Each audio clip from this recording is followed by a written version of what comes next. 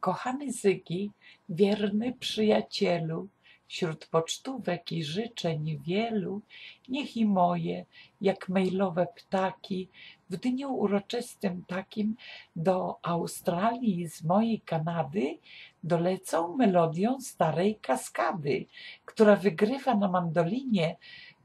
Prawdziwej przyjaźni jest mało, lecz właśnie ona nie ginie.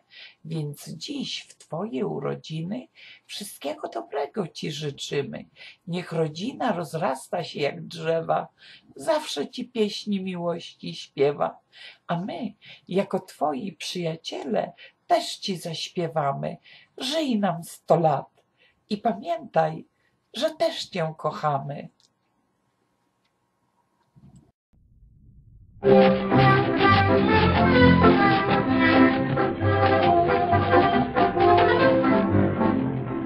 Anna Marianna jest strasznie muzykalna, wszystko co słyszy od razu wraca znów. Jest to, rozumcie, przyjemność kolosalna, talent niezwykły, jak to mówią instytut. Panna Mania codziennie gra na mandolinie, ledwo rano wstanie, już melodia płynie. I codziennie wszyscy cieszą się w rodzinie. Że córeczka talent ma, to usłyszy wszystko gra. Mandolina, mandolina, mandolina. Kółko muzyczne tworzyła panna Mania dla uprawiania przebojów mikrofon.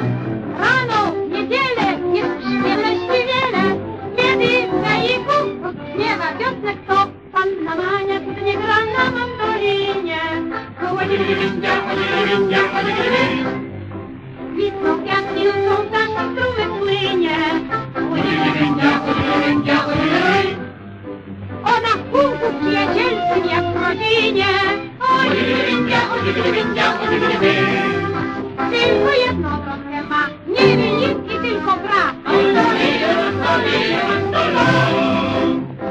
Chociaż to może się dziwne wydać w domu, ale są ludzie bez zrozumienia gry. 4 sąsiadów uciekło przed nią z domu, 5 odchodził, bo taki był już zły.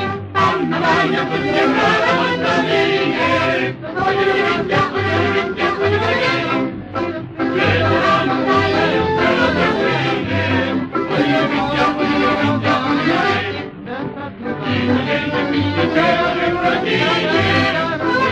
Yeah.